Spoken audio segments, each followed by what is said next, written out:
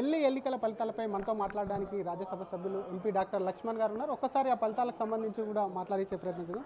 Sir, చూసాం ఢిల్లీ ఎన్నికల ఫలితాలు దాదాపుగా సీఎంగా పనిచేసిన కేజ్రీవాల్ కానీ అధ్యక్ష కానివ్వండి ఓటమి దిశగా వెళ్తున్నారు. ఈ ఎన్నికల ఫలితాలతో బీజేపీ అక్కడ జెండా అయితే ఎగురేస్తుంది. ఎన్నికల ఫలితాలను ఎట్లా చూస్తారు సార్?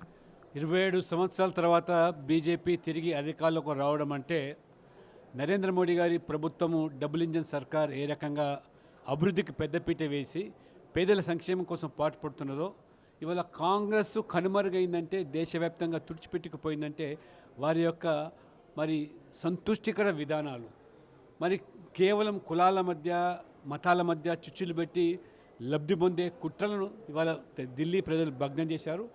అవినీతికి కూరుకుపోయినటువంటి కేజ్రీవాల్ కూడా చెంపపెట్టేలాంటి ప్రజలు తీర్పునిచ్చారు. ఈ ప్రజలను సంక్షేమానికి ఉచితాలకు వ్యత్యాసం లేకుండా భ్రమలు కల్పించారే, ఆ భ్రమలు ఇవాళ తొలగింపజేశారు.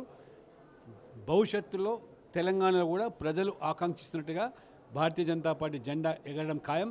కాంగ్రెస్ పూర్తిగా పని అయిపోయింది, దేశంలో ఎక్కడా లేదు, తెలంగాణలో కూడా ఎక్కువ సమయం పట్టదు. ప్రజలు బీజేపీ కోసం తెలంగాణలో కూడా ఎదురు చూస్తాం. లిక్కర్ స్కామే ఢిల్లీ ఎన్నికల్లో కానివ్వండి, తెలంగాణ ఎన్నికల్లో కానీ ఓటమికి కారణమైందని అనుకోవచ్చా సార్? ప్రధానంగా అవినీతి కుంభకోణాలే ప్రధానమైనటువంటి కారణంగా ఇవాళ ప్రజలు స్పష్టమైన తీర్పునిచ్చారు. ఇవాళ 10 సంవత్సరాల్లో మోదీ గారు అవినీతి రహిత పాలన ఏది అందించారో దానికి ఇవాళ అద్దం పడుతుంది తీర్పు.